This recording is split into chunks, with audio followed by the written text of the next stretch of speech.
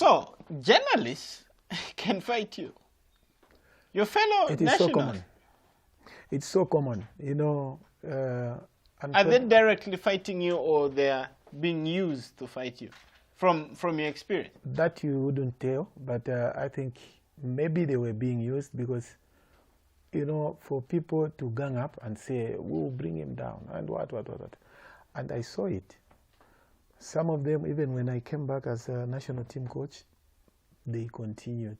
Then because I had an experience already at that time when I was club coach, so I knew how to deal with people. I said, okay, this is how it is. It's part of our work.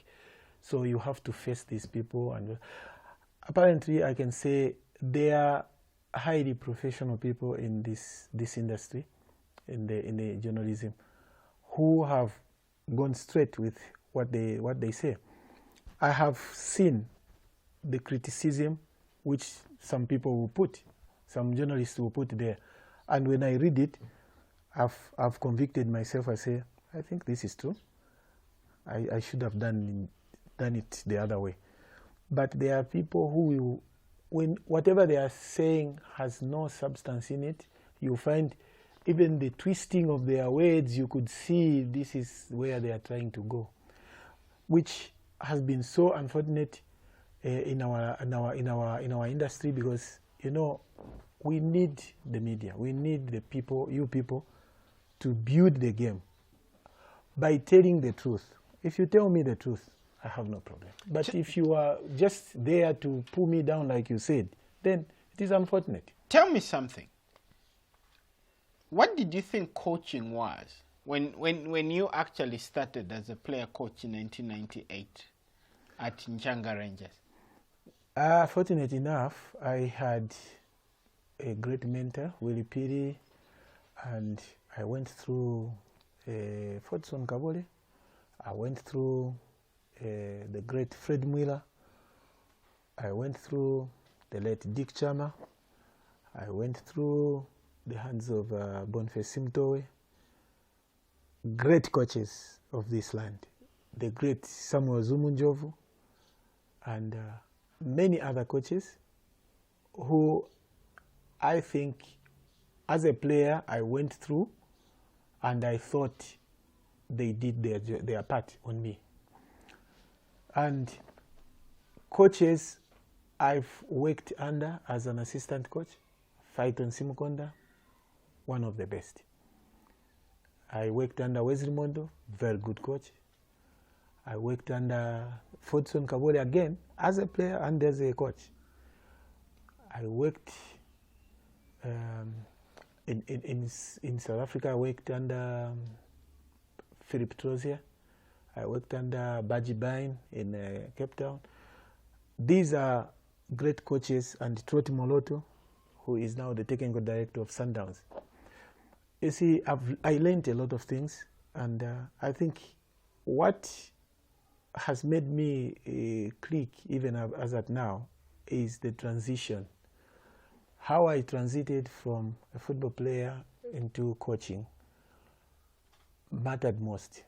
When I was in Hellenic in Cape Town, our coach at that time, who took over from Baji Bain, was Colin Gee. Colin Gee apparently was, I think, the agent for Ben McCarthy and Quinton Fortune. So he took me at one time and said, Wedson, you are a full-time player. At that time, when I was playing at Hellenic, there were players who were playing part-time because they were working. So they would come after lunch, they would come for training. For me, it was full-time. I was training in the morning, alone on the pitch with the coach, sometimes just alone. Then in the afternoon, that is when we are together with the other guys. So at one time, he took me to Mitchell's Plain. There is a place called Mitchell's Plain. It is a colored area in Cape Town. He said, I've organized the coaching clinics for the small kids, so I want you to go with me. You are going to be like my assistant coach. So at that time I was a player, so he took me there as his assistant coach. Full-fledged player for his team, because I was full-time player not like any other player in the team. So he took me there. He said, let's go. I want to teach you one or two things. So we went. I started seeing what he's doing, and he tells me, okay, let's put the cones here, here, here, here. So when we come back, we will sit for a cup of coffee at the waterfront. Then he will start analyzing what he was doing with me. He says, you see, what we were doing there, those are young players. You have to regard the age of the players that you are coaching. That is what we do. So when you come to the senior age, you do different things. So I started, I started getting the interest. I said, this is good. So I kept on asking him when we were training. I asked him, when do we go back there? I said, okay, now you are getting interested. I remember we had about 7 to 8 sessions there, coaching clinics. We went there, we went to Langa, we went to Guguletu, but Mitchell's Plain was his main area because he wanted to bring these small boys out of this smoking of drugs, because the area was well known for those things. So he was well regarded, that area, by the people, the community and whatever. So we used to go there and we would do those clinics with him, and I enjoyed. Then the interest generated. When I came back, started playing for Nchanga Rangers again, and towards the end of my career, I think I stopped at an earlier age. I said, let me just stop. Started the youth. You see, from youth clinics, I started the youth. I established they gave me the responsibility of establishing the youth for Nchanga Rangers. That is where I unearthed Mebin Mwabas, Manuel Chimpindes, the Mukotas were there, Ignatius, the great striker, this boy, they were calling him Bagayoko, Kelvin,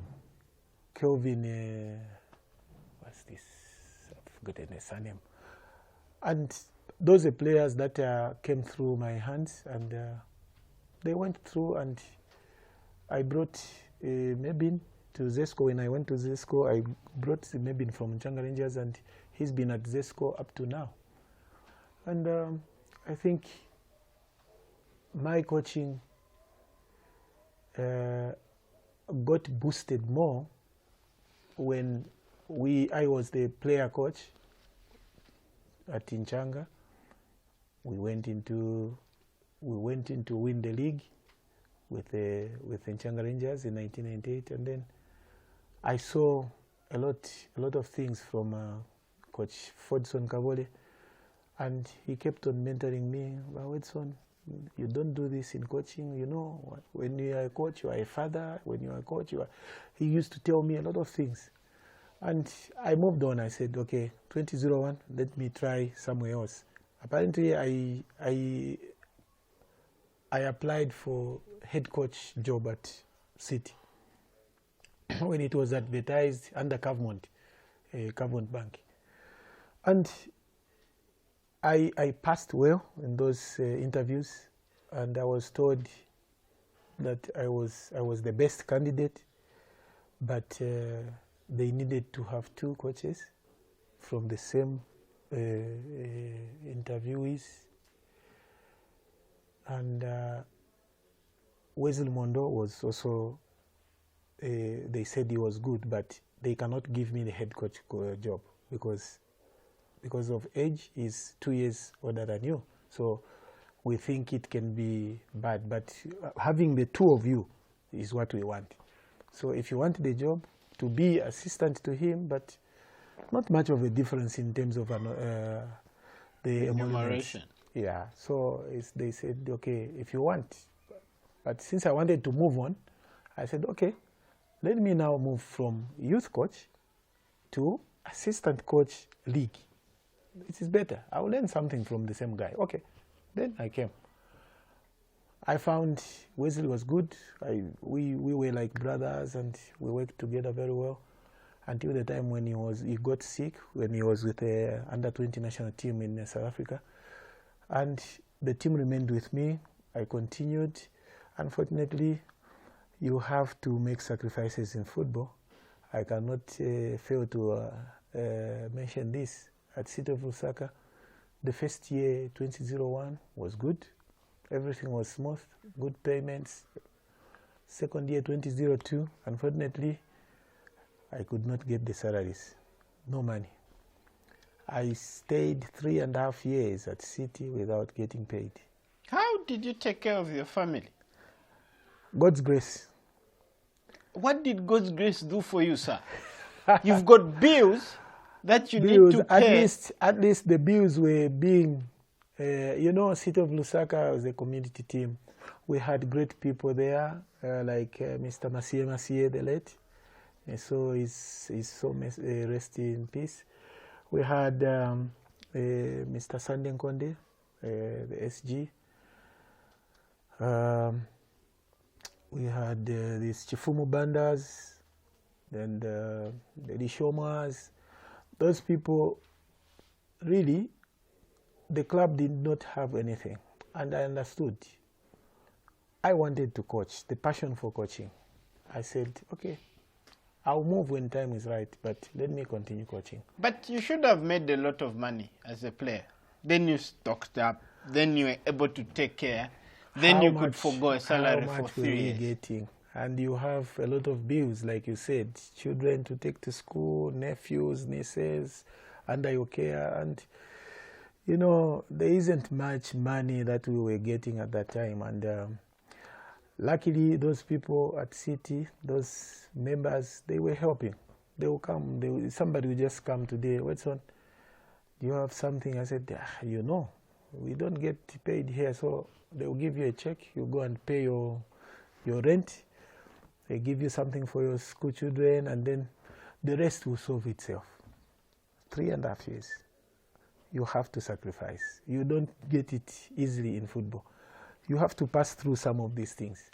So after that, then Coach Phyton Simkonda approached me in September 2004, I think, 2004 September.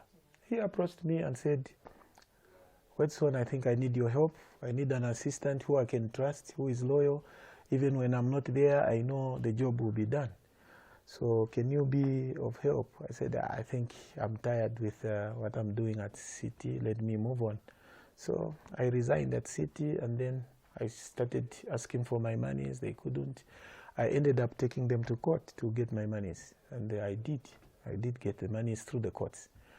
So I continued with Zanaco. That season, when I just joined in September, it is almost finishing. The season was almost finishing, but we won the Coca-Cola Cup with them. And, no, the BP, I think, the BP. Then the following season, we won the league with only one loss, the last game against Forest at home. Following season 2006, we won again the league with one loss. Last game again, Forest again, at home. So 2007, I relocated. I went to Zesco. As head coach, and immediately you arrive and win the league. We won the league. How did you learn how to win the league? Because at that point, the league seemingly followed you. Which one was your biggest learning ground before 2007, in your view? I think when I was at Zanaco, first of all, how we won the league at Nchanga Rangers when I was player coach to Mr. Kabole. I saw what Mr. Kabole loved to do. He made sure that a player has to be fit to play. So I took that out of him. I said, okay, this is one component. Fitness first, okay? Then the reading of the game, very good reading of the game by the odd man. Very good reader of the game, and he could explain the game excellently.